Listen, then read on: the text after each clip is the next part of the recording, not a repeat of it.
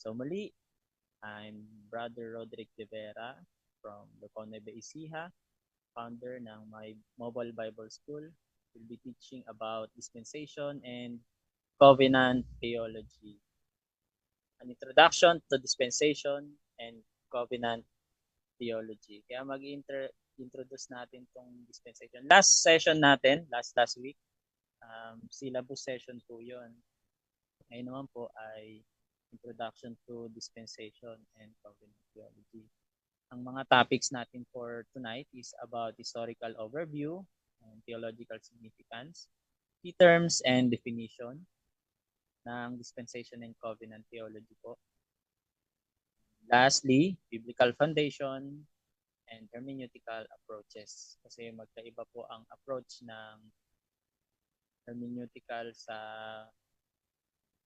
ang tawag dito, interpretation po, ng dispensation at saka ng covenant. So, let's start.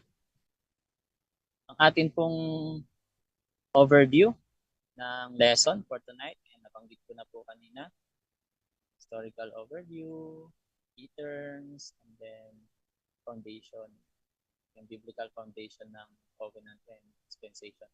So, lesson 1 tayo, pero second session na sa ating session ulit ay syllabus session. So, ito yung part ng subject of outline natin, Introduction to Dispensation and Covenant Theology. Letter A, Introduction to Dispensation and Covenant Theology. Bibigyan natin ng dito sa abbreviation. Yung Dispensational Theology, ang abbreviation niya ay DT. And Covenant Theology, CT. Okay?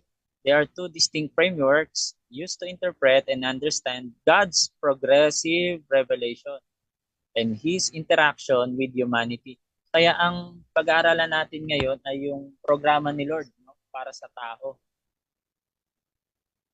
with humanity throughout history. So we will explore the historical background and key elements of both dispensational and covenant theology. So, historical overview na tayo. Sa covenant theology po at saka ang dispensationalism, actually, these two systems were not fully developed until nagkaroon ng tinatawag na Reformation period noong 16th century. Pero nababanggit na siya noon, yung mga idea ng covenant. Siyempre, biblical naman yung salitang covenant.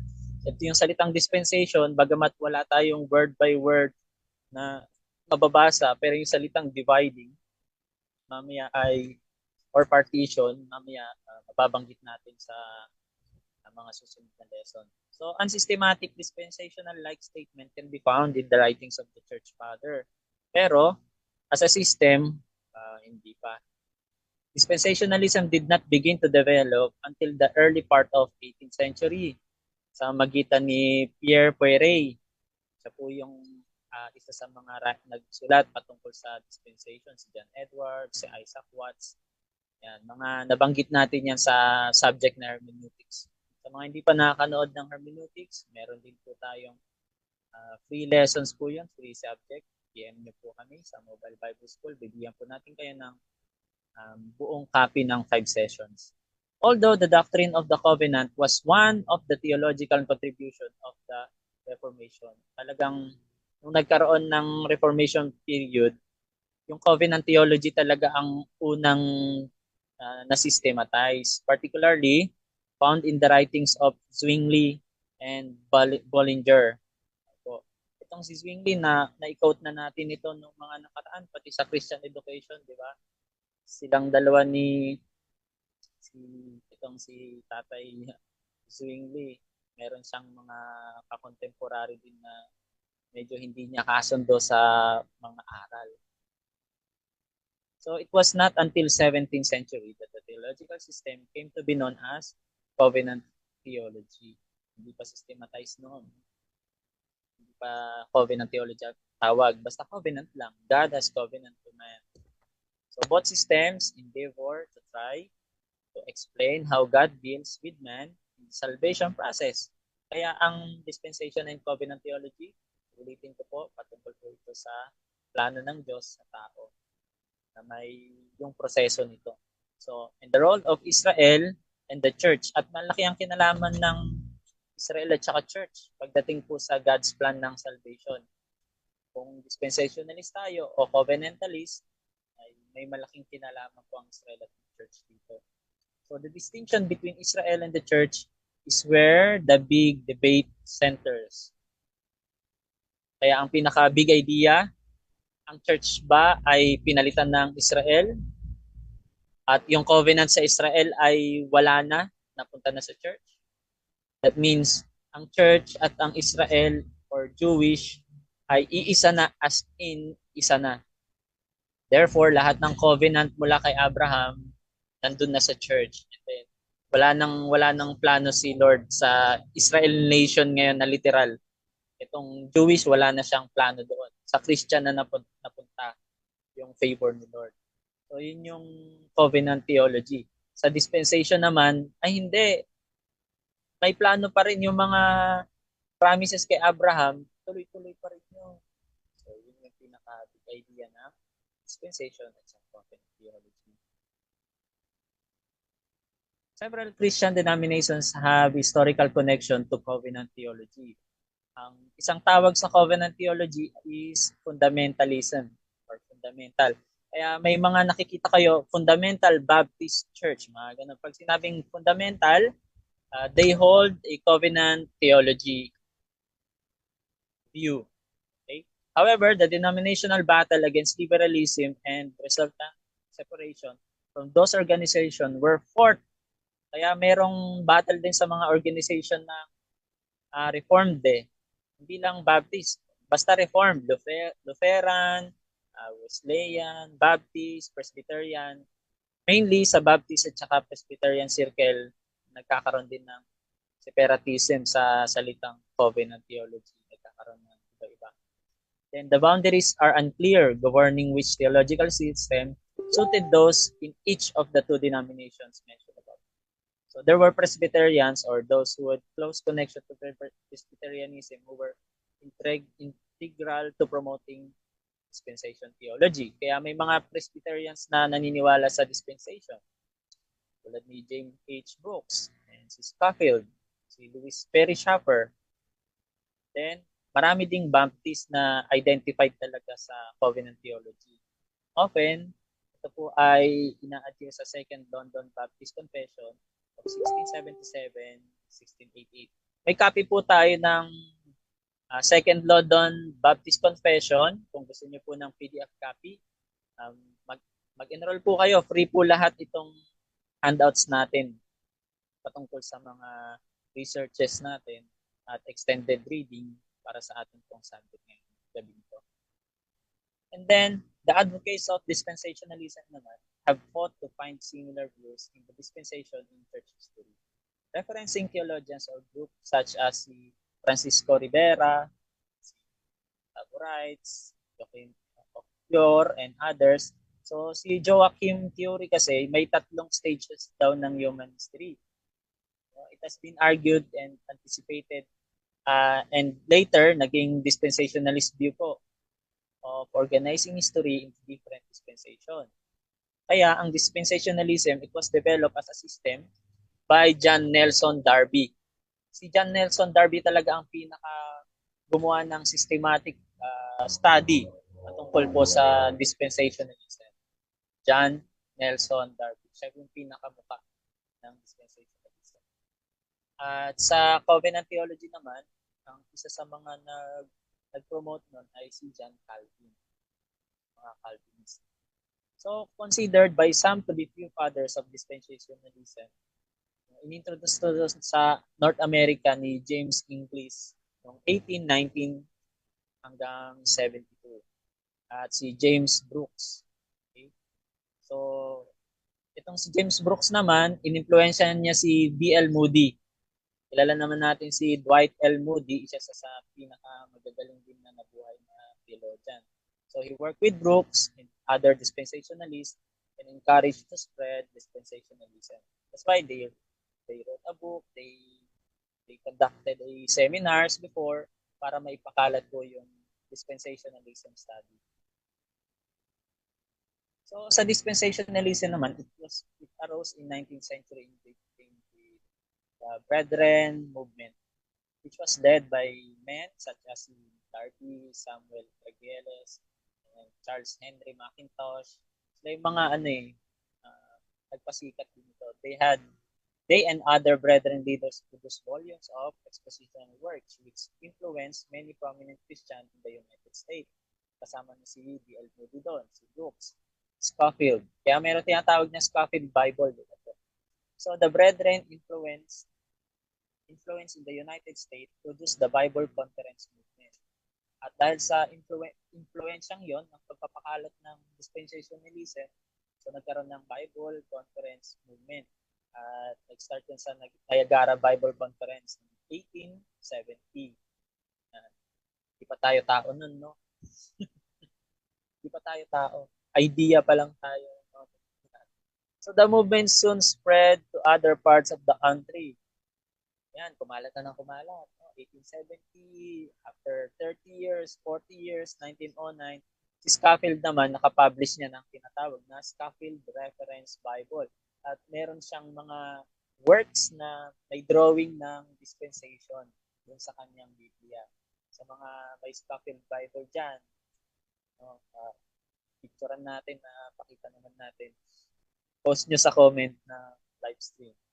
So which placed the teachings and conferences and the Brethren into the hands of the general public. Kaya yung Scofield Bible na yon, tuwing magpapaseminar sila, dala-dala nila. Yun yung pinopromote nila para yung mga pastors na makikinig, atid ng mga minister, layperson, pati mga member na uhaw na malaman yung plano ng Diyos sa tao ay binibili nila itong Scofield Reference Bible. Available ang Scofield Reference Bible sa PCBS, kahit sa Lazada at saka Shopee, meron din. Meron ding Thompson Bible Book.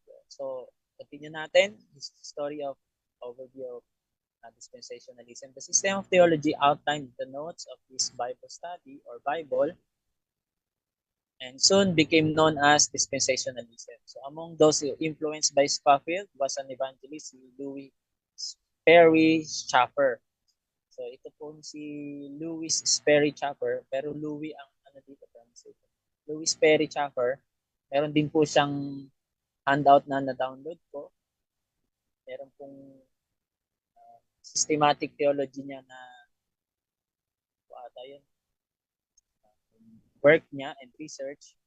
Pwede ko pong ibigay sa inyo din kasama po dito sa dispensation niya theology subject. So, later changed its name to Dallas Theological Seminary. So, siya po yung nag-establish ng Evangelical Theological College. Ngayon po, hanggang ngayon, ang pangalan ay Dallas Theological Seminary. Siya po yung founder po niyan. The role of Dallas Seminary in the growth of dispensationalism can hardly be overstated.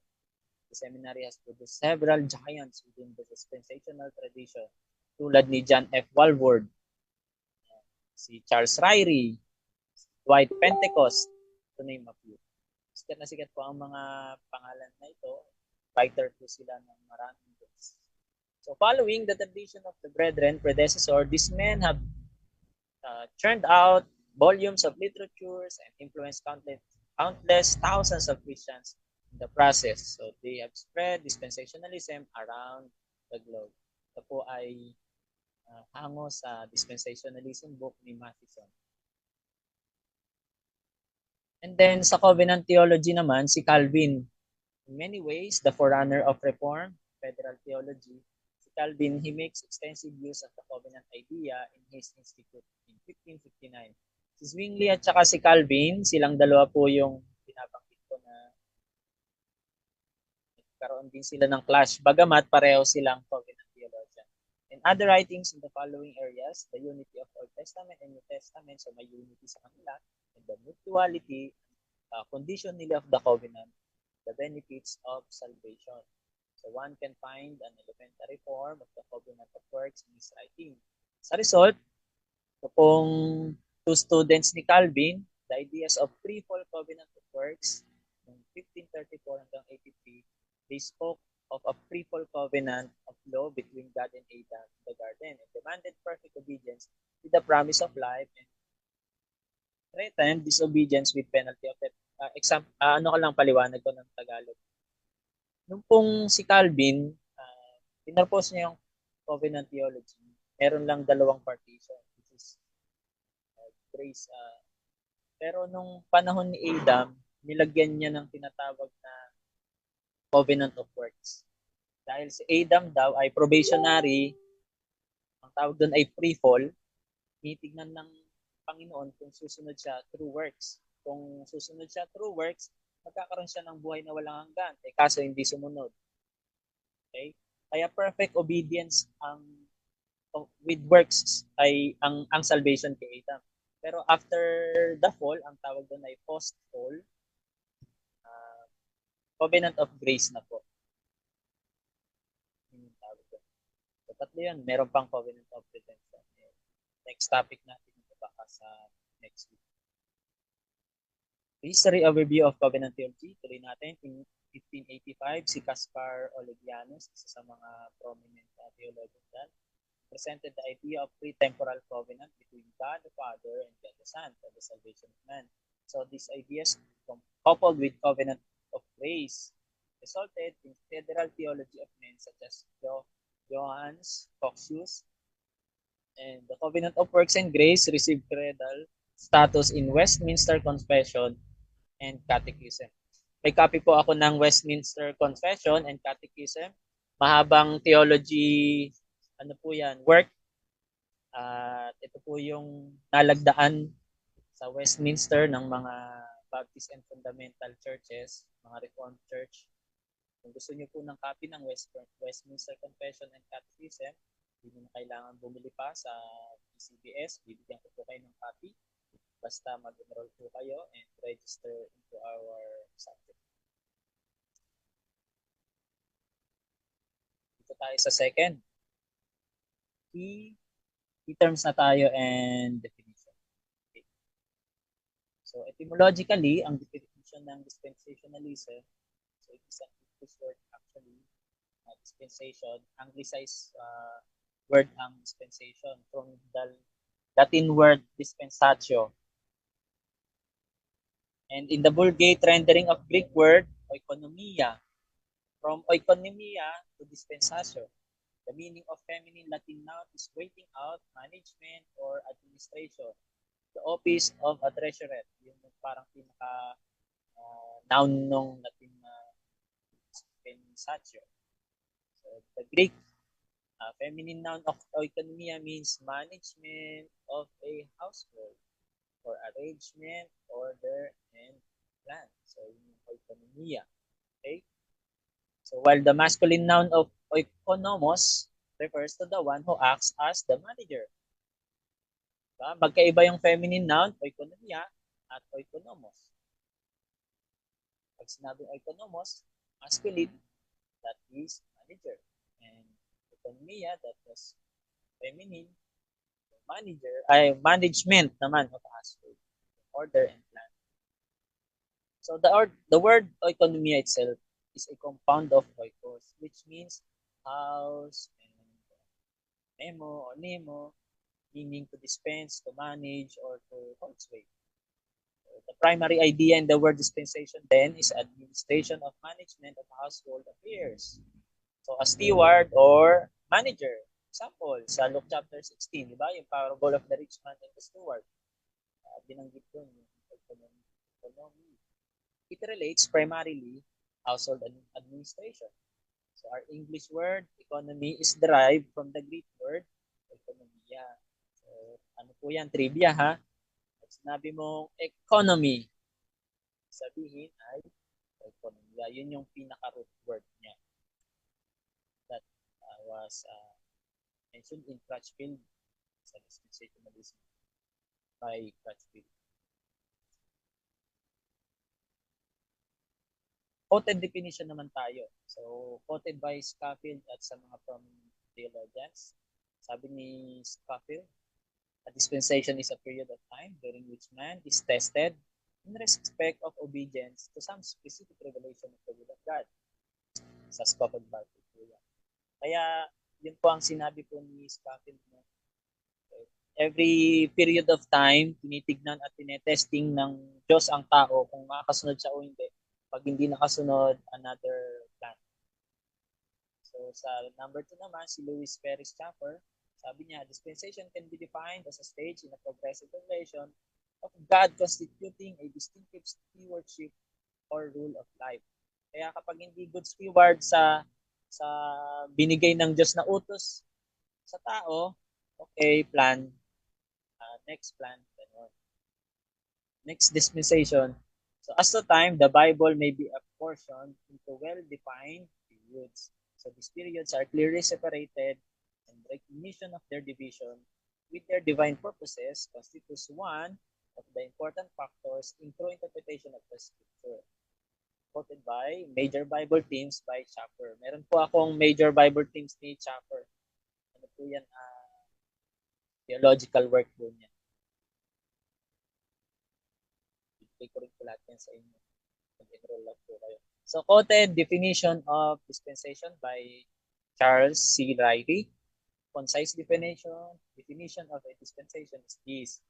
Dispensation is a distinguishable economy. O, diba? Economy. Kinot niya economy kasi alam niya na ekonomiya ang root word talaga ng dispensation.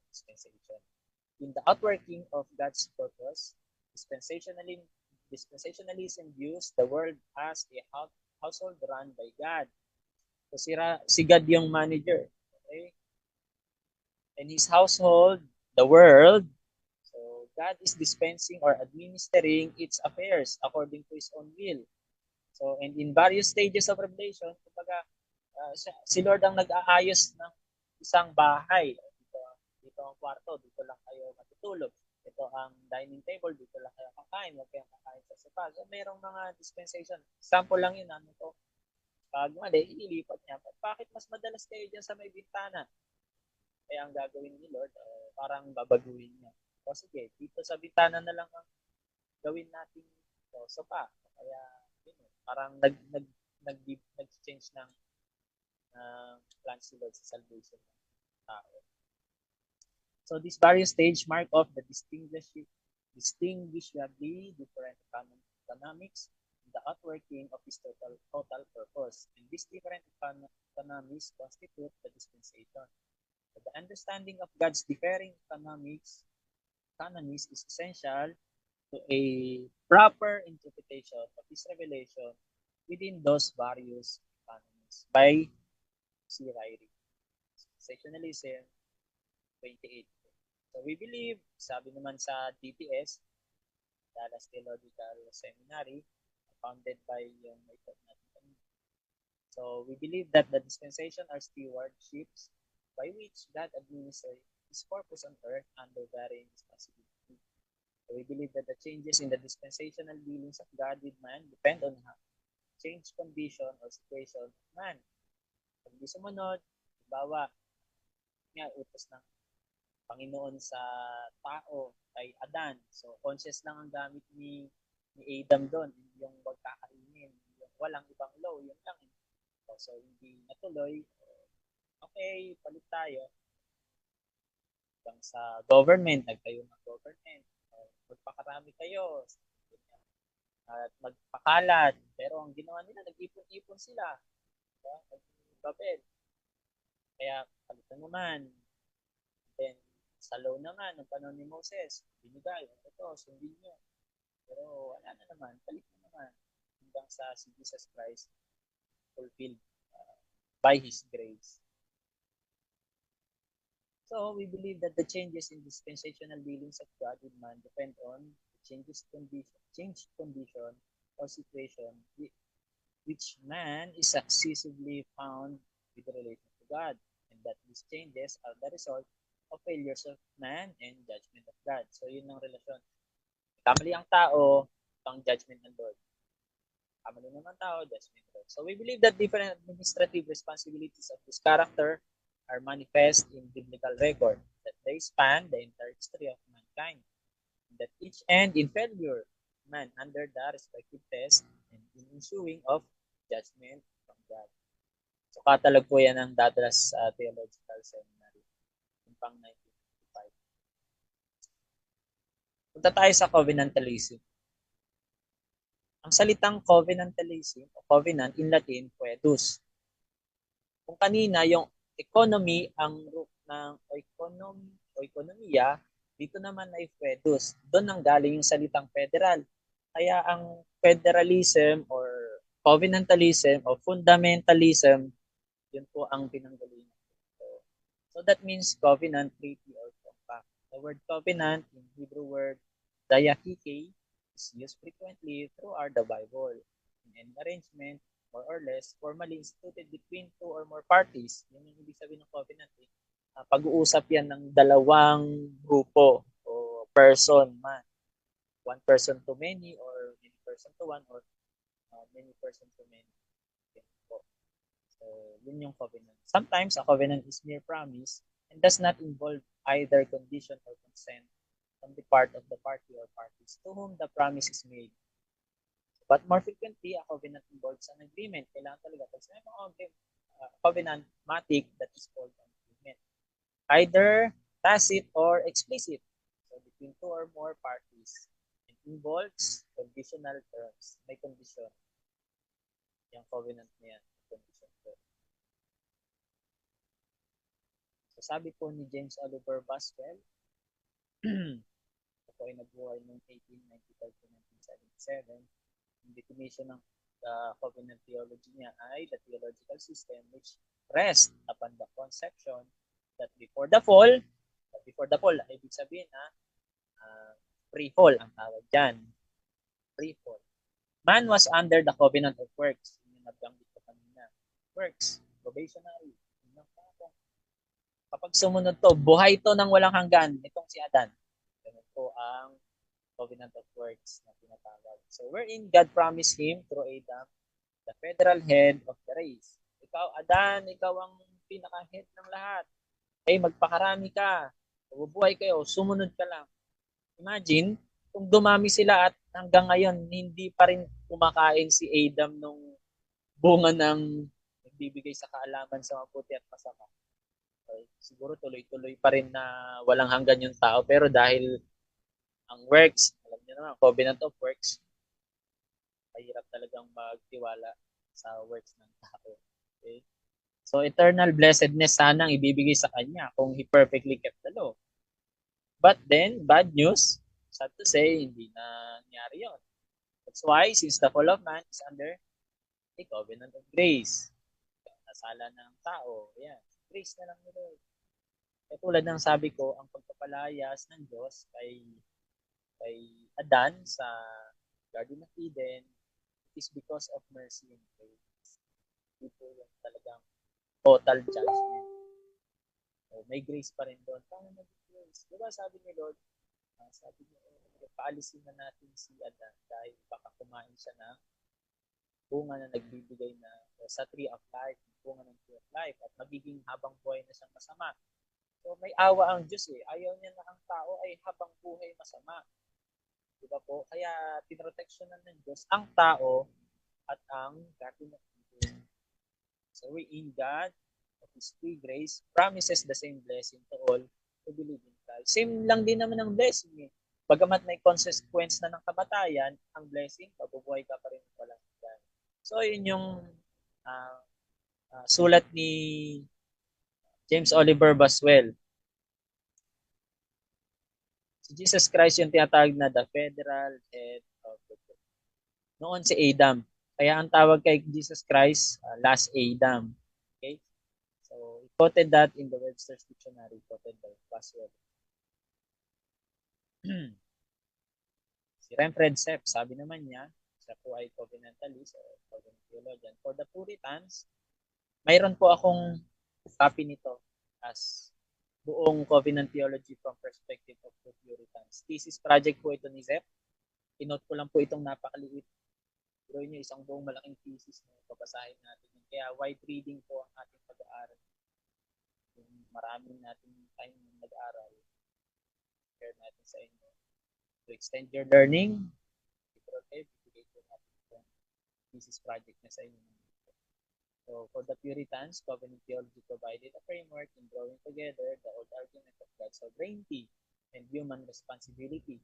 Dahil nga naniniwala ang covenantalist o fundamentalist na hindi base sa works ng tao talaga ang kaligtasan, hindi yung pag hindi sumunod, palit, hindi sumunod, palit. Sabihin, hindi sila naniniwala sa dispensation talaga. Para sa covenantalism or covenant theology, isa ang plano ng Lord. May sovereign plan siya. Pinili na niya ang tao maligtas simula pa man yung una. Therefore, sabihin nun, yung human responsibility, yung covenant sa kanila, bagamat nagpe-fail ang tao, still, iisang grace pa lang din yun. Iisang grace lang. Okay? So, it involves how much man's responsibility affected by the covenant of God. So, had established with his elect. So, election kasi po ang covenant theology. Election, Calvin, so parang nagkakaroon kayo ng idea, no? Magkaibang side po ang dispensation. Parang ito ay hindi naman per se na sabihin natin Arminian ng mga dispensationalist, no.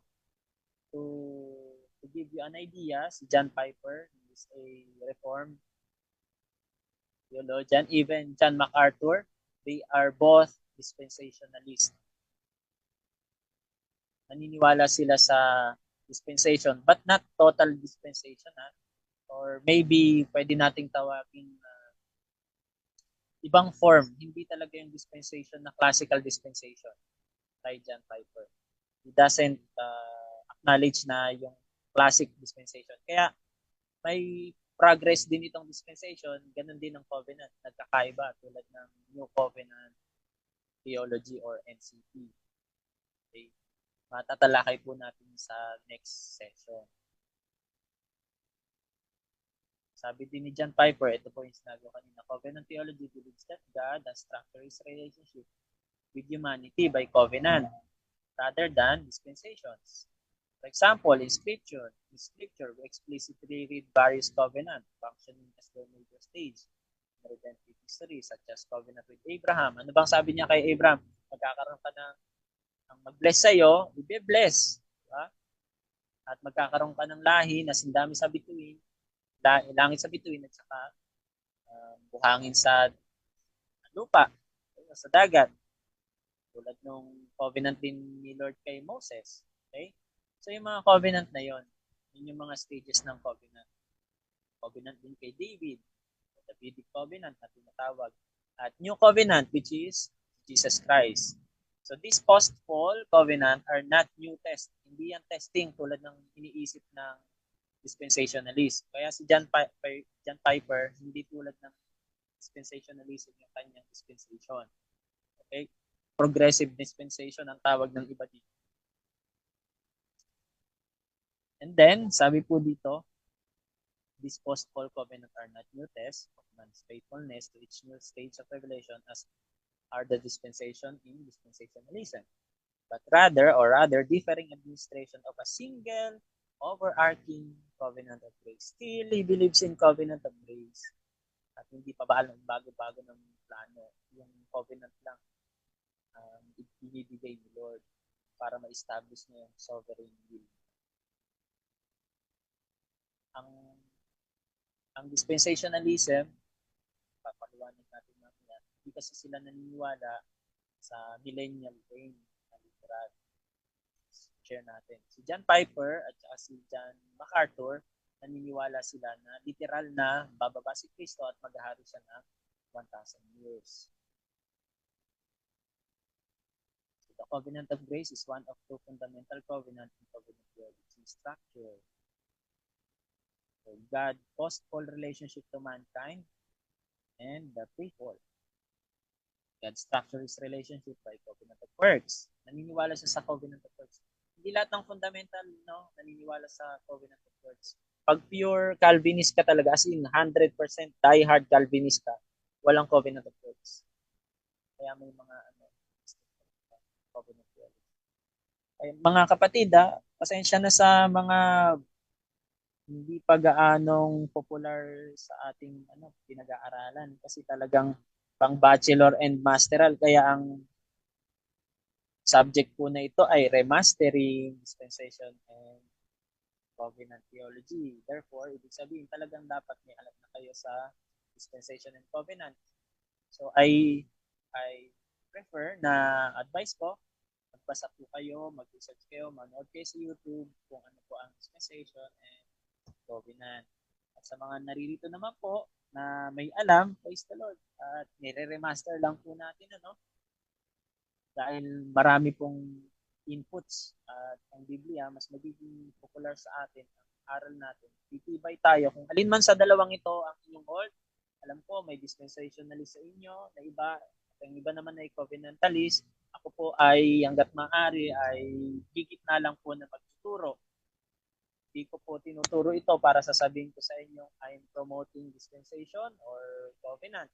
Dahil nasa masteral studies po tayo, bachelor studies, we have the free will to choose. Pero hindi kasi ibig sabihin na covenantalist ka, alam mo na per se ang dispensation. Tulad ng karamihan sa mga dispensationalists, baka ngayon nyo lang nalaman ang covenant theology. Di ba? So you have to know what is covenant theology. Hindi yung parang tira tayo ng tira ng kabilang area na hindi natin alam kung ano talaga yung kanilang pinaglalaban. So, matuto tayong maging balance. And MBS or Mobile Bible School is a balance in a balance side. Hanggat maaari talaga binabalansin natin ang pag-aaral sa theology. So, non-denominational po tayo with interdenominational students. So the covenant of works instituted in the Garden of Eden was promised that the perfect obedience would be rewarded with eternal life. Nabanggit ko na to kanina. Okay?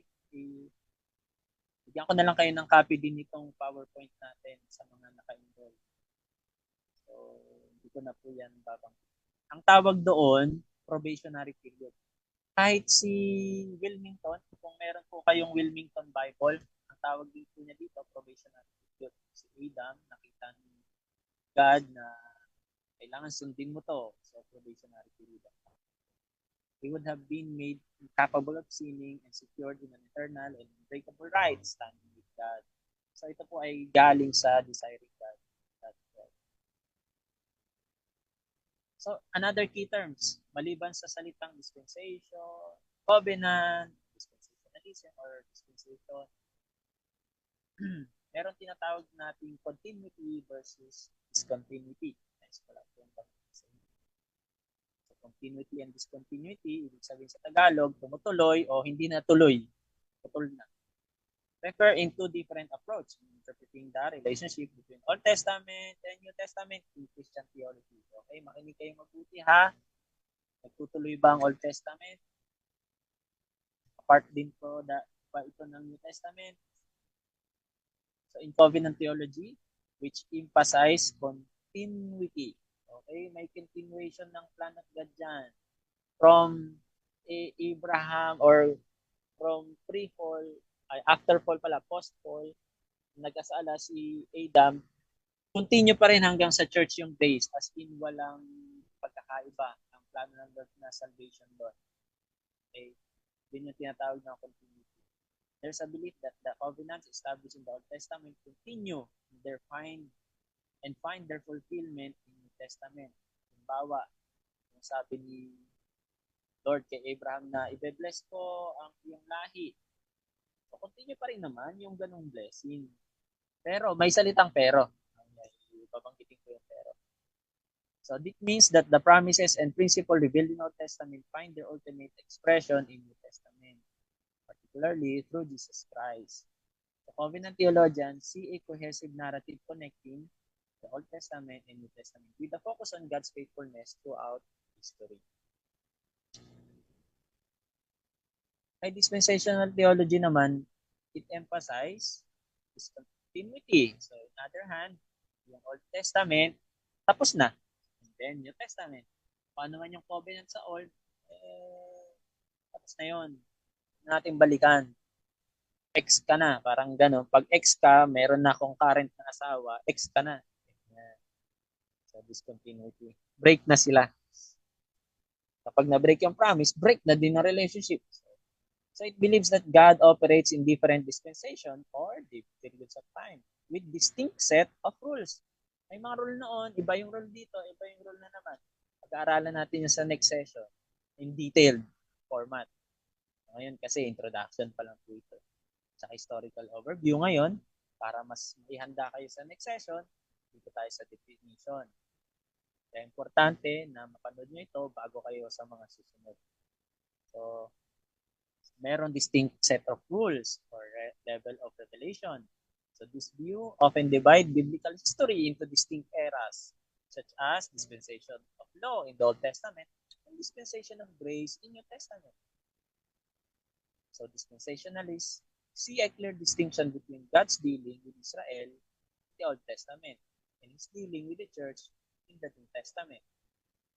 Kaya to make the long story short, naputol dahil nung dumating si Jesus Christ, ay tuloy pa rin yung promise ni Lord sa Israel pero literal na para sa kanila. Yun namang continuity ng covenant theology, tuloy pa rin yung promise ni Abraham sa New Testament pero hindi para sa kanila. Okay? Tinuloy na ng church. Gets nyo? Kasi nga, ang Israel, dahil nireject nila si Jesus Christ, ang plano kay Abraham na promise napunta na sa atin. Therefore, wala nang Israel na covenant sa kanila, nasa church na. Kaya tuloy pa rin yung promise pero sa atin na napunta. Wala nang pakialam si Lord sa covenant sa Israel. Kaya yung mga pinaglalaban ngayon ng mga Israelita o ng mga Hudyo na kakamkamin namin itong lupain na ito kasi mag-ahari sa amin ng Bisaya, darating siya dito. Ang fundamentalist na talagang diehard o classical fundamentalist, hindi ganun, hindi sila naniniwala doon. Zionism ang tawag doon. It is a political agenda na kakamkamin nila yung buong Israel at papalawakin nila ayon sa plano ni Lord sa kanila na literal. Okay? So yun yung millennial na rin na tinatawag. Tutukuyin din natin yung millennial. So ito yung sa covenant lang ha. Tuloy tayo. So literal and allegorical. Nabigyan ko na kayo ng introduction. So literal interpretation, it focuses on the plain, straightforward meaning of the text. It seeks to understand the word and event in literal and historical sense. This approach assumes that the text should be understood at the face value without seeking hidden meaning or symbolism. Pag sinabing Abraham na paparamihin ko ang lahi mo na sindami ng bituin sa langit at buhangin sa lupa, ibig sabihin, para sa kanya lang yun. Yan yung literal. Okay? Matutuloy yun kahit hanggang ngayon. Literal. Pero sa allegorical, hindi. Symbolic na yan. Kasi si Jesus Christ, tayo na ang bagong breed ng Israel. Kaligtasan ng Diyos, tayo ang pinili ng Diyos. Tayo na ang bayan ng Diyos. Diba? Kaya nga sabi sa Pedro, we are a holy nation. Diba? Peculiar people. Diba? Royal priesthood. Kaya tayo ng bayan ng Diyos. Wala na sila.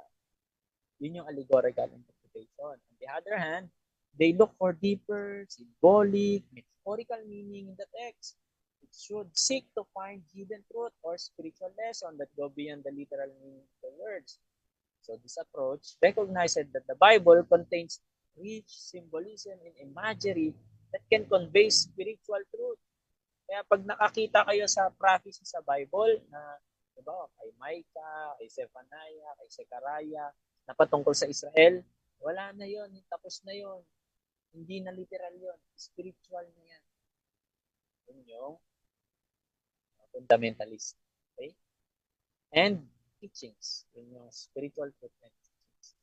Mamaya bibigyan ko kayo ng example sa ending natin, yung Armageddon, pag-usapan natin. Quoting the verse. Okay. May malaking kinalaman ang millennialism or millennial or sinasabing thousand reign ni Jesus sa dalawang dividing theology ng dispensation. in view of or regarding to the reign of Jesus Christ, ang tawag dyan ay millennialism. Merong tatlong view patungkol sa millennialism. Una, pre-millennialism. Kaya, hindi kayo mabuti. Pag sinabi mong pre-millennialism, literal na may 1,000 years na maghahari si Kristo. That is a period of peace and righteousness described in Revelation chapter 20, verse 1 to 6. Ano ba yung sabi sa Revelation 20, verse 1 to 6? Let me quote you. Sabi niya dito, para magandang pag-aaral natin. Kung maintindihan nyo, para maintindihan nyo, literal to o hindi. Sabi dito, and I saw an angel come down from heaven, having the key of bottomless pit and great chain in his hand. So he hold on the dragon and that old serpent, which is devil and Satan, and bound him 1,000 years, and cast him into the bottomless pit and shut him up. Set a seal upon him, that he should deceive nations no more, para hindi niya nadayain, till the 1,000 years should be fulfilled. And after that, he must be loosed. So, para sa mga premillennial, talagang 1,000 years na literal ito na taon, mangyayari yan. And I saw thrones, literal na trono talaga ito. They sat upon them, and judgment was given to them. And I saw the souls of them that were beheaded for the witness of Jesus Christ. Literal na mga pinagutang dinig ng ulo, and for the word of God, which not worship the beast, neither his image, or receive the mark, or in their hands, or forehead. So they lived and reigned with Christ in 1,000 years, na literal na 1,000. But the rest of the dead live not again until the 1,000 years of peace. This is the first resurrection. So blessed and holy is that he that had part in first resurrection. On such the second death had no power, but they shall be priests of God and of Christ, and shall reign with him 1,000 years. Literal, pag sinabing premillennialism, kinig kayo, kung naniniwala ka na ikaw ay na darating si Kristo at ikaw ay maghahari kasama niya ng 1,000 years, that means premillennialist ka. Okay, ito namang postmillennialism. Ano namang view ito? It holds that the millennial kingdom will be established gradually, okay, through the spread of the gospel and the influence of Christianity in the world. I have read a book na simula pa nung actually high school pa ako, third year high school, sinubukan kong basahin. Post-millennial Bible siya na tinutukoy doon na through the spreading of the gospel, ang mangyayari, ang buong mundo magiging Kristiyano lahat. Yun ang post-millennialism. So proponents of post-millennialism believe that the world will become increasingly Christianized and that this will culminate in a period of peace and righteousness where Christ then returns at the end of the millennium. So naintindihan nyo?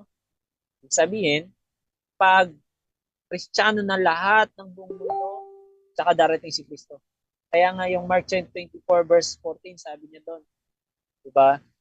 Let me quote it unto you para hindi ako magkamali. Mark chapter 24 verse 14, ang sabi niya dito. And the gospel of the kingdom shall be preached into all the world for a witness unto all nations, and then shall the end come. Shall be preached. Sabihin nitong shall talagang shall the end come. Pag sinabing shall the end come, choice mo eh. Nasa ano mo yan eh, nasa gawa mo. Nakabase sa pagsunod mo. Pag sinabing shall. Kaya para sa mga post-millennialists, nakadepende sa preaching natin ng gospel kung kailan darating si Jesus Christ. Okay? Yun ang post-millennialist ha. Baka naman kinakat niyo yung turo ko at sabi niyo, post-millennialist pala si Pastor Eric. Hindi, tinuturo ko lang. I'm teaching as if kung ano man ituro ko, yun yung view ko. Pero I'm just a teacher, a professor, sharing what we have known. Okay? So this view hold that millennial kingdom will be established gradually as millennialism, no? Then this will culminate in the period of peace and righteousness where Christ then return at the end of the day. Millennialist namin. Ano ibig sabihin ng millennialism? So, sa postmillennialism,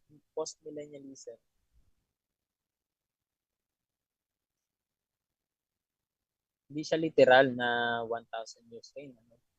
Sa millennialism naman, this view hold the millennial kingdom described in Revelation is not a literal 1,000 years, but rather represent the present spiritual reign of Christ. Ngayon na, sabi nila, nagre-reign na si Jesus Christ sa heart ng lahat ng tao. So, ibig sabihin nito, ang amillennialism, pag naniwala ka na ang kingdom of God ay church, as in literal na yung kingdom of God ay church. Kaya magkailangan mag-aral din kayo ng theology of the kingdom of God. Ito yung isusunod natin.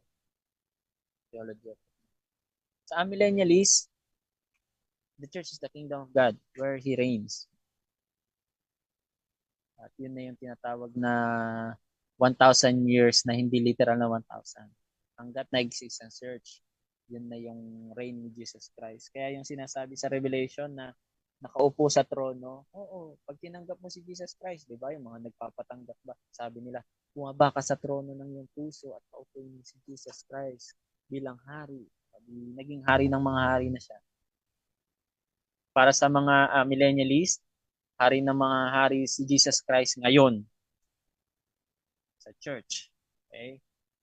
Maging sa buong mundo, marahil. Sa premillennialism, 1,000 years na literal na magiging hari ng mga hari si Jesus Christ. Kaya yung sa Revelation, hindi pa siya hari ng mga hari sa mga makasalanan. Yan po yan. Tuloy natin. So kung meron akong error or misunderstood sa pagpapaliwanag, correct mo po ako.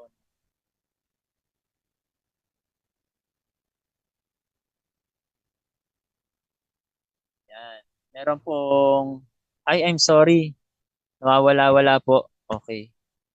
So, sa pro-millennial, ito po si Pastor Arman Velasco daw, that Jesus Christ will come back at any form He wants. I am expectant. Tama po yun. Maging expectant po tayo. I'm sorry, buti na lang Sister Lovely, yun nabanggit mo. Unstable yung ating audio.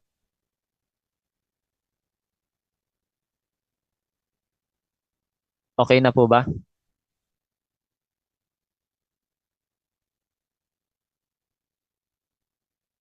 O, tuloy natin.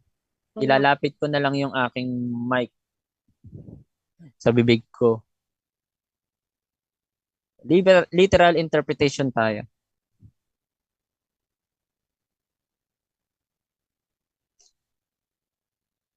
So, sa biblical foundation na tayo, no? Biblical foundation and hermeneutical approach ng dispensation. Kasi ko lang sa ating, ang ganda naman.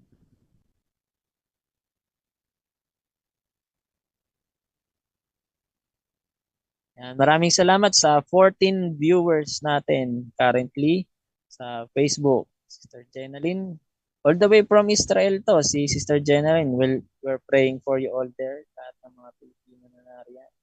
Brother Joric, Brother Inri, Brother Armando, Bible Baptist Church Parang, sa Parang Marikina.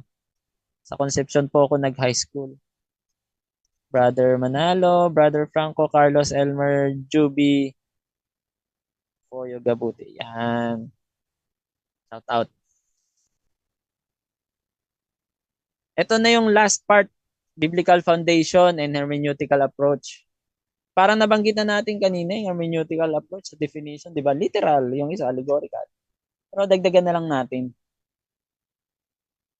May tanong kayo, magtanong kayo agad. Boboring ako pag walang tatanong. Ako naman yung tao, gusto ko tatanong. Yun yung talagang matalino sa sa isipan ko. So sa dispensationalists, they claim that the principle of hermeneutics is that literal. Okay? This means interpretation that gives to every word the same meaning. It would have been in normal usage. Bago ka mag-allegorical para sa kanila, literal mo muna. Ganun. Alam nyo ba, na pati yung Book of Jonah na kakabasa ko, hindi daw siya literal na naging propetang as in, pumunta sa Ninive, ganun. Hindi daw. May nabasa pa akong ganung book. As in, fully, ano lang siya, allegorical lang yung Book of Jonah. Pati yung Book of Job, ha? Hindi literal daw na nabuhay si Job. Kasi sabi nila, writing lang yon, parang poem lang siya. Ganun. So, para lang turuan tayo na magtiis. Ganyan.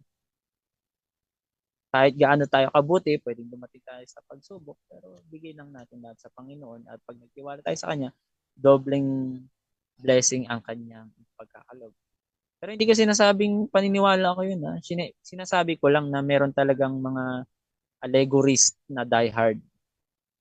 Anyway, ganun man yung paniniwala nila, wala namang effect yun sa kaligtasan natin. Kaya wag tayong masyadong high blood din. So this misinterpretation that gives every word a meaning, normal usage. So it is sometimes called principle of grammatical historical interpretation.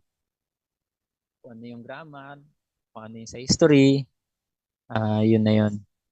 So since the meaning of each word is determined by grammatical and historical consideration, the principle might also be called normal interpretation. Since the literal meaning of word is the normal approach of the understanding in all language, it might also be designated plain interpretation so that no one could receive the mistaken notion. Para hindi ka magkamali, iliteral mo muna yung principle bago yung figures of speech na symbolism, allegorizing, diba? Bago yon, literal daw. Types of all interpreted plainly in this method. They are in no way contrary to literal interpretation. So, pag dispensationalist ka, but not, halimbawa, itong Revelation chapter 20, sabi dito, si Jesus Christ, hawak niya yung susi. Sabi niya sa chapter 20. Yan. Having the key of bottomless pit na yung may susi siyang hawak na literal. Okay. Hindi ganoon na. Halimbawa, dragon. Sabi dito, hold the dragon, laid hold on the dragon. Itsura ni Satanas si dragon na literal. Hindi ganoon ano po. Kaya kahit naman sa Covenant theologian, hindi naman lahat ay allegorized. May mga literal din naman sila. Halimbawa, si Noah, literal na Noah talaga yun. Si Abraham, literal na si Abraham. Pero majority sa literal interpretation, si dispensation, and majority ng paniniwala ng covenant theologian pagdating sa prophecy or covenant sa mga Old Testament, allegorical. So sa literal interpretation, after all, the very existence of meaning of figure of speech depends on the reality. So depende na sa reality kung ano yung mukhang realidad. Halimbawa, nakalagay dito, dragon. May, nasa realidad ba yung itsurang dragon? Dalawa ang uri ng dragon sa mundo ngayon sa pananaw eh. Dito sa Asian dragon, serpent na mukhang ahas. Okay? O ganun ba? O yung dragon ng European dragon o Western dragon na may katawan. So, magkaiba yon. May katawan ng dragon ng ng European eh. Nawala yung camera ko. Tuloy na lang din ako kahit wala tayong video. No? Di ba? May paa, tas nakatayo, tas may pakpak na malaki sa likod. Ganun ang dragon ng European. May pakpak. Pero dito sa Asian dragon, lalo na particularly sa China, yan, tinatawag nilang the Red Dragon Land. Ano lang, ahas na lumilipad. Ganun. Di ba? May mga pakpak maliliit. Yan ang dragon nila. So, depende sa reality. Next tayo. Sabi dito, figures often make meaning plainer but is literal, normal, or plain meaning that they convey to the readers. Galing po yan kay Riley. Sa foundation ng hermeneutical approach, sabi ni David Cooper about golden rule of interpretation, when the plain sense of scripture makes common sense, huwag ka ng ibang mag-isip ng ibang other sense. Pag plain sense na, use your common sense. Yun na talaga ibig sabihin nun. Diba? Therefore, take every word as its primary, ordinary, usual, literal meaning unless the facts of the immediate context studied in the light of the related passage. Halimbawa, may kinalaman niya sa kabilang passage na yun yung ibig sabihin niya. Dapat mag-stick muna tayo sa literal. Ano pa? Axiom and fundamental truth. Siya nga pala sa Wednesday, meron tayong hermeneutics na pag-aaral. Papaliwanag ko ang different figures of speech. Maraming klase. Oxymoron, axiom, diasis. So, marami mga hindi pa ganong familiar sa inyo, marahil, unless na nakapag-aral na talaga kayo dito sa about figures of speech in a biblical format. Blessing sa inyo na may pa-remind. Then what is meant by common sense? Cooper does not use phrase common sense by appealing to an abstract theory of common understanding latent to humanity. Instead, he defines it with literally context, hindi common sense. Literally. So common sense for Cooper is controlled by the context of Scripture, not some idea of common meaning residing in the early reader of Scripture. Term like primary, ordinary, usual, kaya literal. So, yun yung golden rule ng interpretation. Maliban sa salitang literal, usual, ordinary, primary. So, they are the meaning developed literally from the scripture within Cooper's rule. Yun yung tinatawag na Cooper's rule.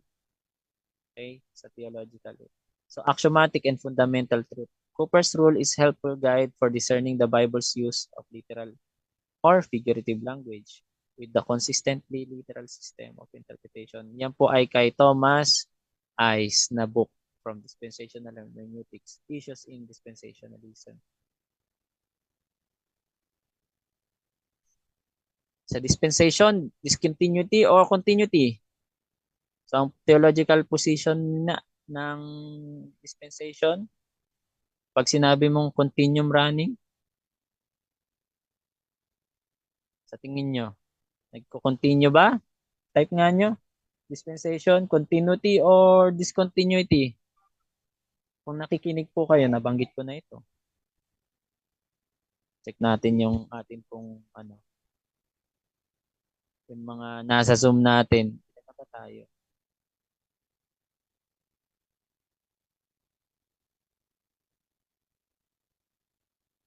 Yeah, marami-rami na pala tayo sa marami-rami na rin po tayo sa Zoom. Hindi ko na nabantayan Continuity or discontinuity. Pag sinabi nating dispensationalism, sige nga ako nakikinig po kayo. Discontinuity, sabi ni Sister Mirna. O yung iba ay. Maraming salamat sa naka-join. Naka-20 po tayo na part ng ating pag-aaral sa Dispensation in Covenant sa Zoom. Yung iba siguro natutulog, ayaw sumagot. Sagot tayo mga kapatid. Yung iba siguro kumakain na habang nakikinig. Sana all. Tutuloy natin. Sa ating mga live streamer tuloy. Mga taga-subaybay sa live stream natin. Continuity or discontinuity? Type natin mga kapatid. So, ang sagot, discontinuity. Okay. Continuity na tayo. Continue. So, the more one move in continuity direction, the more covenantal he becomes. Kapag naniniwala ka sa continuity, nagiging covenantal ka. The more he moves in this continuity direction, the more dispensational he becomes. By Feinberg. Ito po ay isang book na continuity and discontinuity na yun talaga ang title niya. And discontinuity. Pagdating naman sa progressive, ito yung sinasabi kong progressive dispensationalism. So, complementary hermeneutics. They believe that the New Testament does not introduce change. Okay, parang gumigitna na siya. Continue pa rin, pero merong may 1,000 years reign. Tinatawag na progressive dispensation. In making complementary additions, however, it does not jettison. Ibig sabihin ng jettison parang dinadrop na parang mga Air Force mula sa aeroplano. Hindi tinatapon, no? Hindi tinatapon yung old promises. The enhancement is not at the expense of the original promise. From Blazing and Brock, Israel and the Church. Sabi naman ni Ryrie, the first sentence of their definition opens the door for their already not view of the BD kingdom. Bakit? Para kasi sa covenantalist, part na tayo ng Davidic kingdom. Diba? Kasi his reign is forever na through the church. So the last two sentences keep them from becoming a millennialist. Ito yung mga Bible verse ng mga dispensationalists. Okay, copy nyo. Screenshot nyo po. Bigyan kayo ng time. Or, just get my presentation. Access nyo na lang yung presentation natin. May nakikinig akong mga palaka eh. Doon ata kila Pastor Artemio yung mga palaka natin. I-mute ko lang. Ayan. Na-mute na. Napapakinggan ko yung mga palaka. Lalakas eh. Pilat ata tawag niya sa Ilocano. Parang mga baka. So dispensation, 2 Timothy chapter 2 verse 5. Pero hindi naman yan, okay na. Nalis lang Ano pala ka? Okay, wala na po. 2 Timothy 2:15. Hindi porke i-quote ko to pang dispensation lang pero ito yung ginagamit na hold. Okay. So, nasa Bible, kahit anong side ka yan, biblical yan eh. Study to show yourself approved unto God, a workman that need not to be ashamed, rightly dividing, divide, dispense. Para yung dispenser, di ba? Pag kinlik mo one, ibig sabihin isang takal, dividing the word of truth. Ephesians 3:2-3. Surely you have heard about administration of God's grace. So, salitang administration, economy, yan. So, may administration daw that was given to me for you. That is the mystery made known to me by revelation. Kaya ang dispensation is by progressive revelation. Mystery kasi. Ephesians 1:10.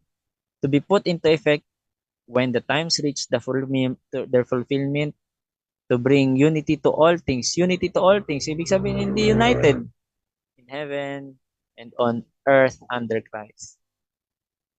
Hebrews 1:1-2.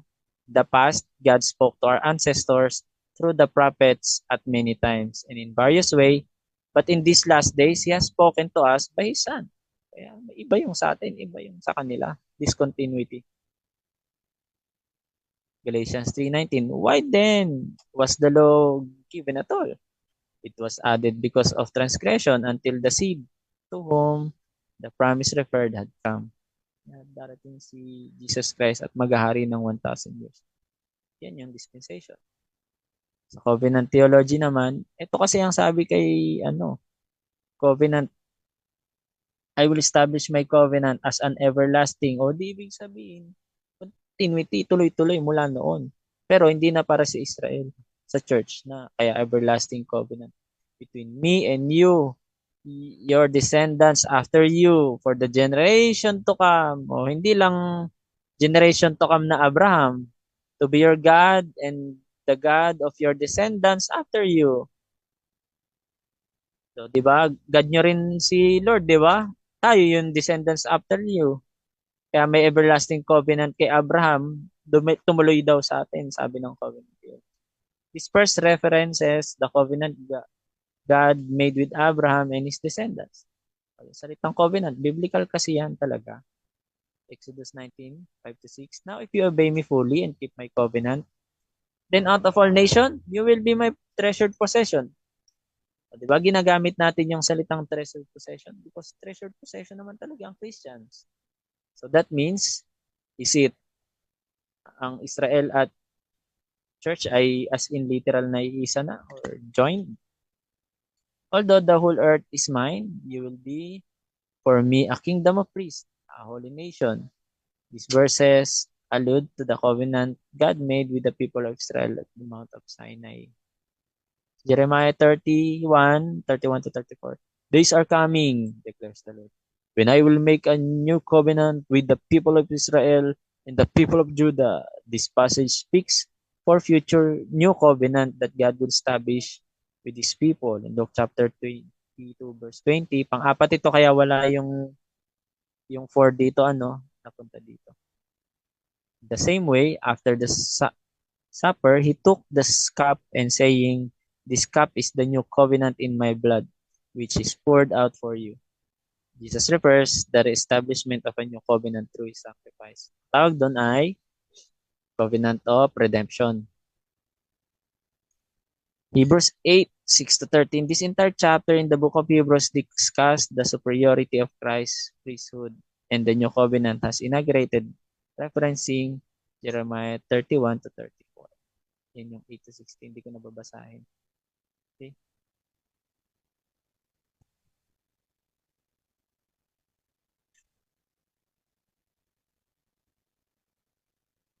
Ito naman, kung bakit nagtataka kayo, no? Bakit mo sinasabing Israel at saka church iisa na?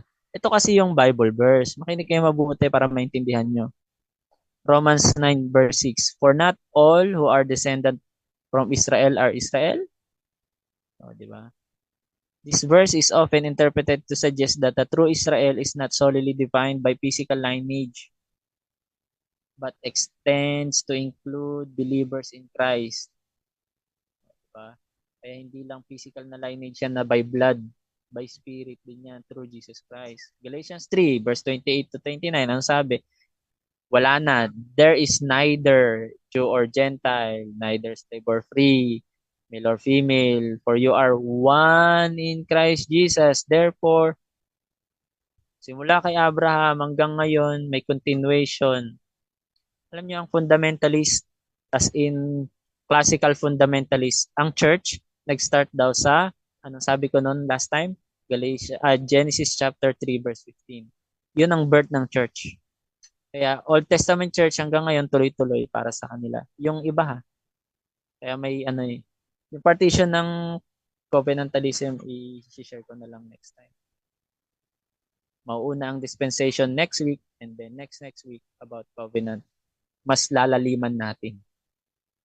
So, if you belong to Christ, then you are Abraham's seed. O di ba? Tayo na talaga kung kay Kristo ka, part ka na ng seed ni Abraham. Sa ayaw mo, sa gusto kasi biblical eh. Hindi pwedeng hindi, di ba? Part na tayo ng Abraham seed. Yan nasa Bible. Hindi mo pwedeng kontrahin. Kaya sa ibang church, ang tawag ng ibang group ay Israel New Breed. And here's according to the promise. So this passage is understood to emphasize the unity of believers in Christ, regardless of their ethnic or social background. Kahit anong lahi mo, kahit anong dugo mo, pag kay Kristo ka, isa tayo. So Ephesians 2:11-22. Kaya kahit Muslim ka, at galing ka kay Ishmael, pag naniwala ka na kay Kristo, malilipat ka kay Isaac, not by blood. Pero iisang seed, Abraham. So this entire passage speaks of breaking down dividing wall between Jesus, Jews and Gentiles. Ephesians chapter 2 verse 11 to 22, masyadong marami kaya hindi ko na pagbanggitin, ano. Si Norton ko na lang ko dito. Through Christ's sacrifice, emphasizing the formation of church as one body. In Romans 11:17 to 24, these verses outline the concept of Gentile believers being grafted into the olive tree of Israel, symbolizing their inclusion and unity with God's people.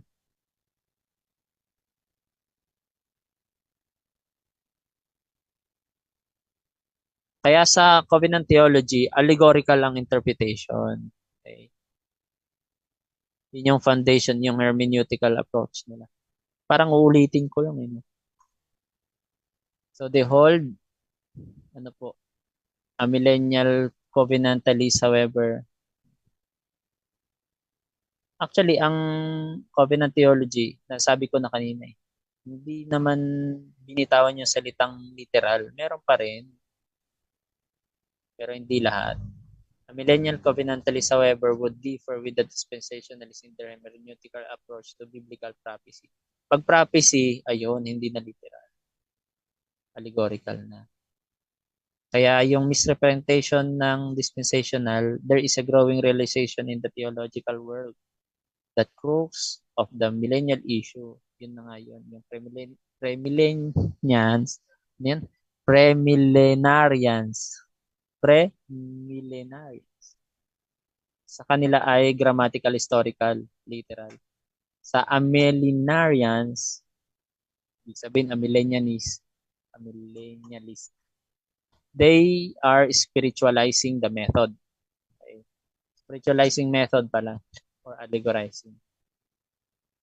So yun, parang in short, literal and allegorical. Bigay tayo na example. Ito yung sinasabi ko about Armageddon. Zechariah chapter 12 verse 11 10 to 11. Dalawang verse lang naman to. I will pour upon the house of David and upon the inhabitants of Jerusalem the spirit of grace and supplication. And they shall look upon me whom they have pierced. They shall mourn for him as one mourned for his only son, and shall be in bitterness for him as one that is in bitterness for his firstborn. On that day shall there be a great mourning in Jerusalem. It's the mourning of Hadadrimnon in the valley of Megiddo. Ano ba yung valley of Megiddo? So sa nabasa nating House of David, inhabitants of Jerusalem, yung tinatawag ditong only son, automatic dito rin yan, si Jesus Christ yan. Great mourning in Jerusalem, tsaka sa Valley of Megiddo. So, if you believe that literal na House of David yan, as in yung House of David ngayon nasa Israel, na nangyayari dyan sa Israel, halimbawa, ay dispensationalist ka. Pero pag binasa mo ito at iniisip mo ay allegorical, itong House of David, church yan. Inhabitants of Jerusalem, tayo yan. Kasi yung spirit of grace and supplication, di ba? Hindi ba't para sa atin yan? I-reject nga nila si Jesus Christ. Alam nyo ba, na may work si Martin Luther na ang mga Hudyo nga daw, because they rejected Jesus Christ, they are part of Antichrist. And John Calvin, yun din yung sinabi niya, kaya wala nang pakialam sa kanilang Panginoon. Napunta na sa atin yung biyaya at mga covenant, wala na sa kanila. Yung ginawa ni Martin Luther na book, nabasa ni, ano pangalan nito, ni Hitler, kaya pinagpapatay niya ang mga Hudyo. Yun ang isang dahilan doon kung bakit nagkaroon ng Jewish Holocaust. So read this as an allegorical and you will fall as covenantalist. Bigyan ko kayo ng literal interpretation or allegorical pagkatapos nitong question and answer. Kanya-kanya na lang. I will pour upon the house of David or inhabitants of Jerusalem. Yung salitang is the house of David, literally Israel. Nabanggit ko na kanina to. Dito sa dalawa, yung great mourning. Do they mourn spiritually or in a spiritual place na Megiddo ang tawag? Or talagang literal na iiyak sila sa literal na lugar na tinatawag na Megiddo? Meron bang Megiddo na lugar? Okay, itong literal. So ito na po yung great example natin. Ito po ang tinatawag na Megiddo Plains. Hanggang ngayon, nag-exist po ito. Therefore, nung panahon ni Zechariah, ang pangalan nitong Megiddo, Megiddo, pares. It is also called as Jezreel Valley.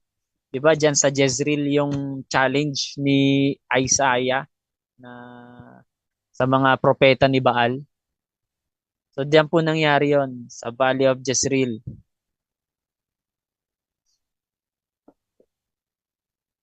So literal yung Megiddo,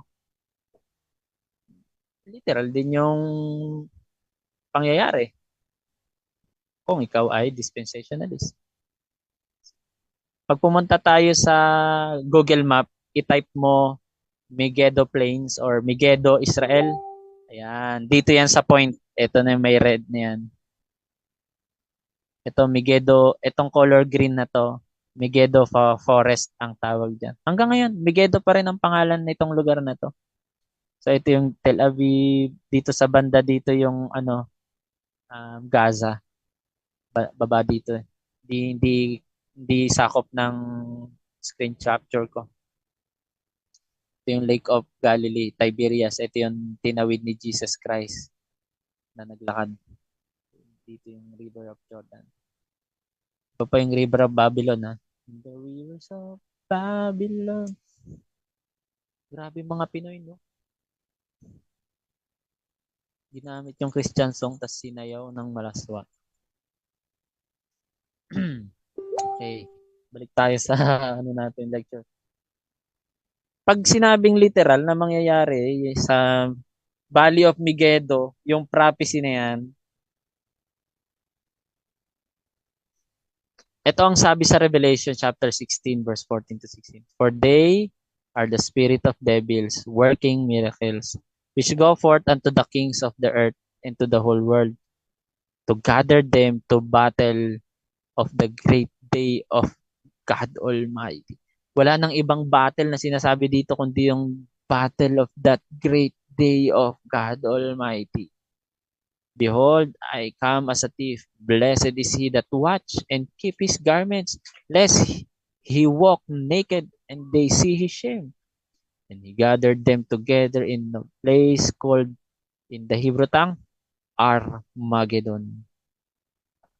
Kaya yung salitang Armageddon, that means war in Megiddo. Dito mangyayari daw sa Megiddo Plains. Na yung mga hari, okay, yung mga hari, kings of the earth, yung mga iba't ibang lahi daw, diba?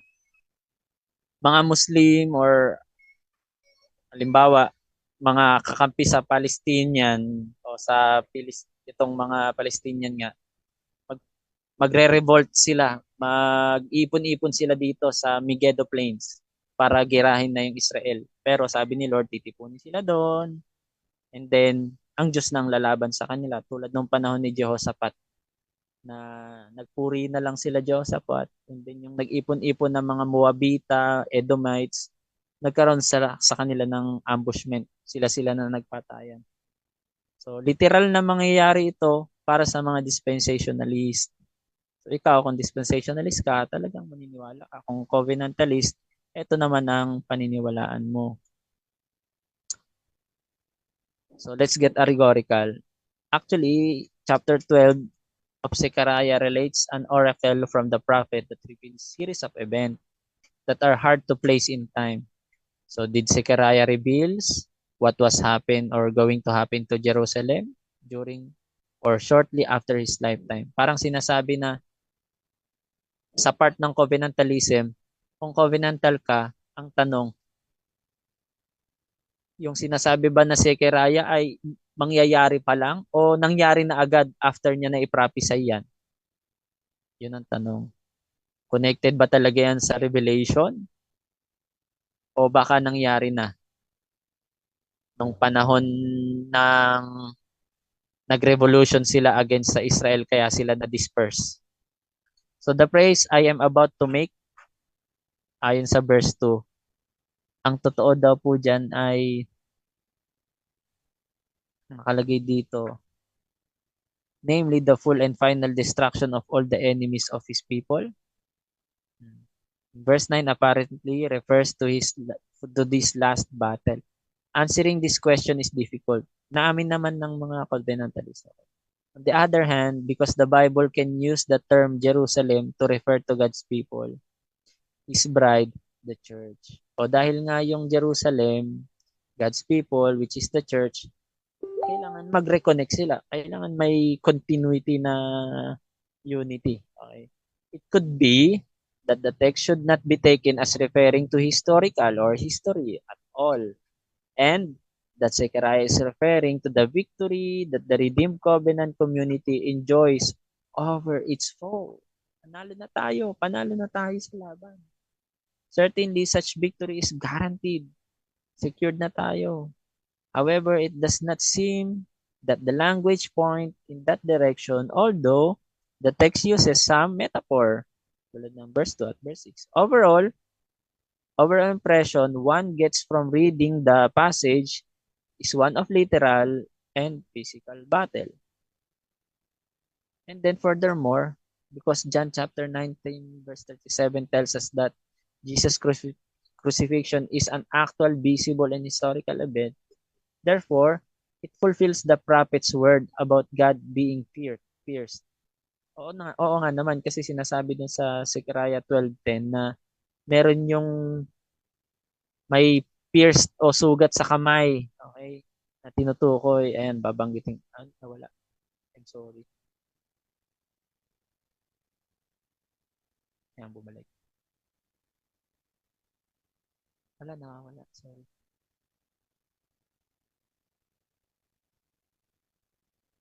So, nabanggit na natin kaya ni yun.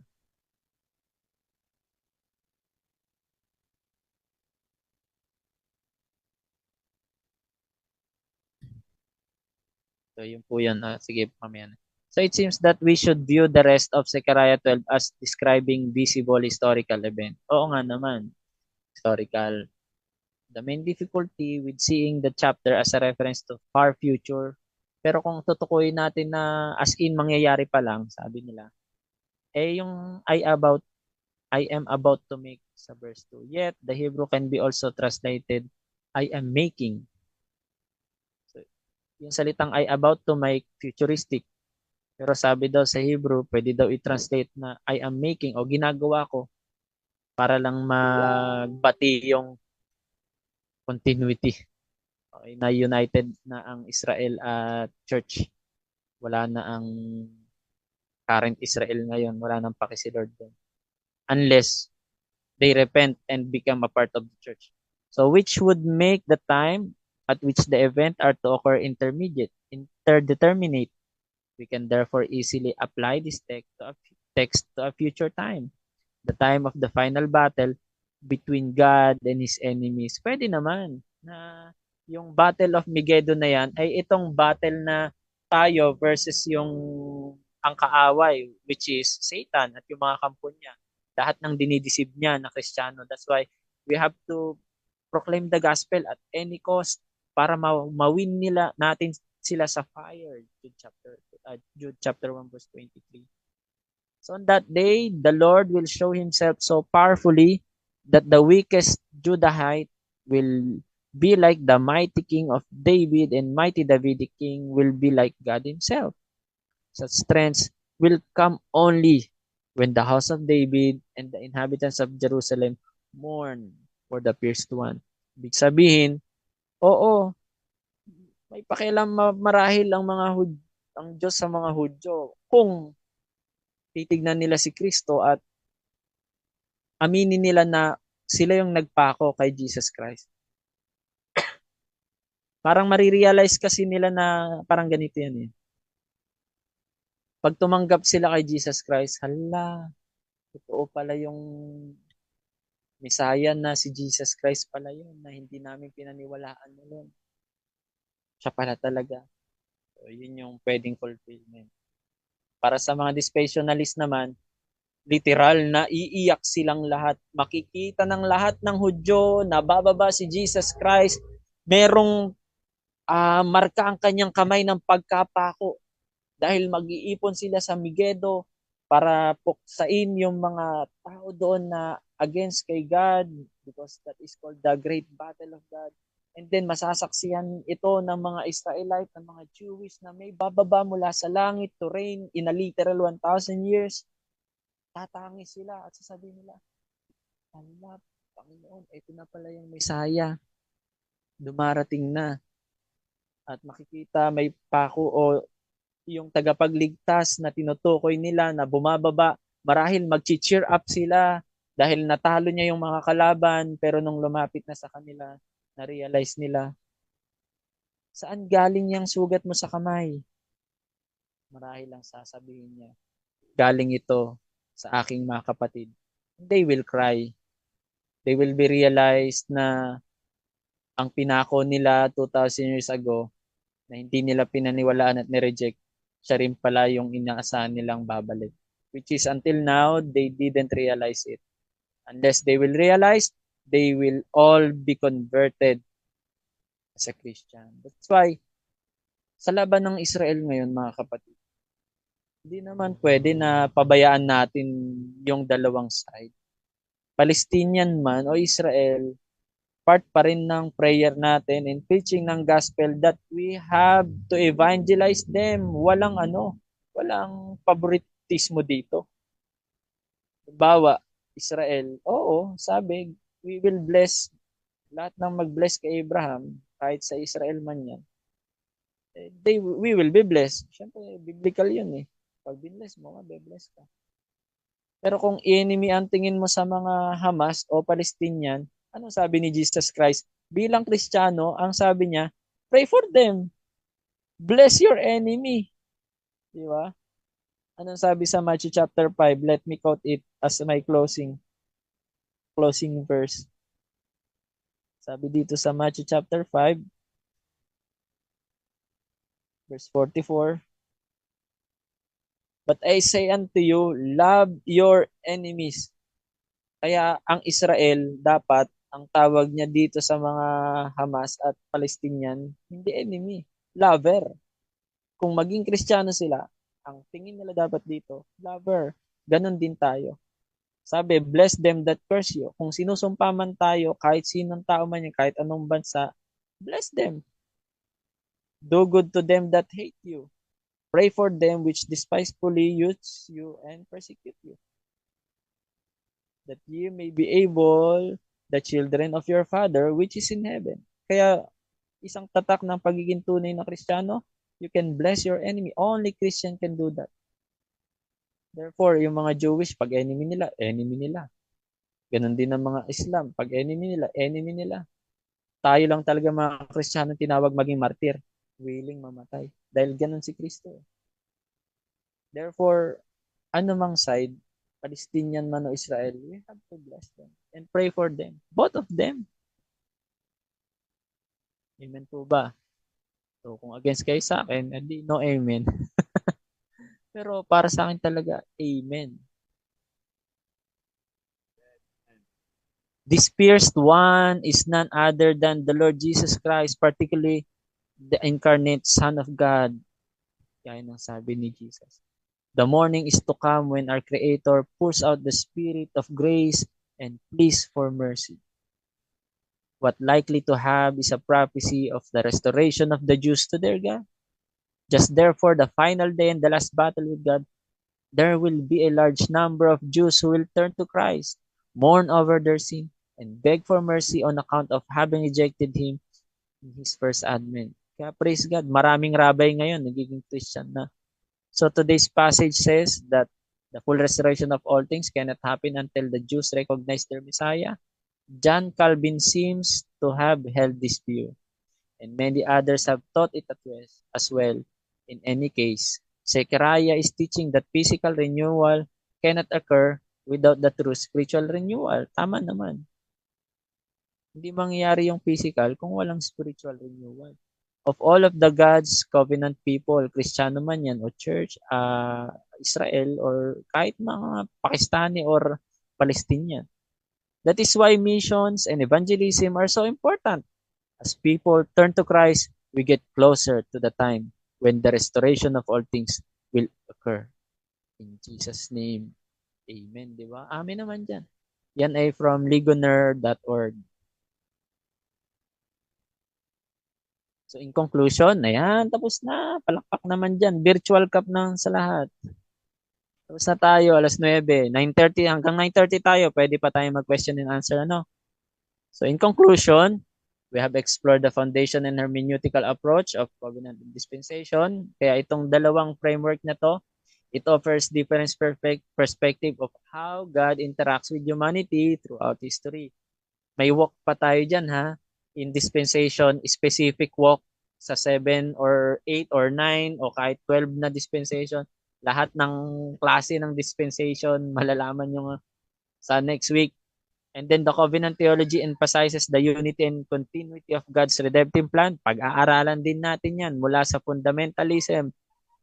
Reviewing the Bible as progressive revelation of God's covenantal relationship with His people, it seems the promises and fulfillment of God's covenant as central to understanding the Scripture. On the other hand, dispensational theology focuses on distinction between different dispensation of God's or period of God's plan. It seems clear the separation between Israel and the church and often interprets biblical prophecy in a more literal and future-oriented manner. So both approach have their strength and weakness, di ba? Pwedeng malakas ito dito sa kanilang argument, itong kabila naman mahina. So providing valuable insight into the scripture is essential to approach theological framework with humility. Talagang pagpapakumbaba pa rin ang puhunan natin, kapatid, hindi yung alam lang natin sa Bible. The more that you will know more, the more that you will go deeper in God's learning, the more na dumadami ang alam mo, the more dapat na tayo po ay na-humble down. So recognizing that our understanding is limited and subject to growth and refinement over time. So we continue to study and interpret the scripture. Let us seek a balanced approach. Yan ang trabaho po ng MBS. Okay po. So recognizing the unity and diversity within the biblical text by drawing from richness of covenant and dispensation. So we can deepen our understanding of God's redemptive work and grow in our relationship with Him. Yun ang importante eh. Parehas naman na redemptive work of God. Parehas din na relationship with Him ang importante. So remember, our ultimate goal is to seek the truth and to honor God in our study and interpretation of His Word. May our engagement with this theological approach lead us closer to Him and empower us to live out the teachings of Scripture in our daily lives. So importanteng may sa pamuhay natin ang ating natututunan. Darating pala si Kristo, 1,000 years na maghahari. Therefore, preach the gospel. Wala na pala yung Israel, wala nang anong pakialaman doon. Kailangan sila maging church, then preach the gospel to them. In conclusion, we are called to go and preach the gospel. In Jesus Christ's name, amen. Magandang gabi po sa lahat, sa atin pong mga naging taga-subaybay. Pwede po kayo magtanong. Let me check our page. Mobile Bible School. And si Pastor Dexter, sabi niya, progressive dispensationalism. Same as John MacArthur. Watching from Mabalakad. Okay. Wala ang tanong. Tanong naman kayo dyan. Next time, pag-aralan natin yung sinasabi ni Pastor Dexter na progressive dispensationalism. Part din po yan ng ng dispensation lecture po natin. So check lang natin yung ating po. To God be the glory. Ready na po ba kayo? Comment naman tayo ng praise the Lord. Hallelujah. Pag gutom na kayo, amen. Yung mga hindi pa kumain dyan, amen.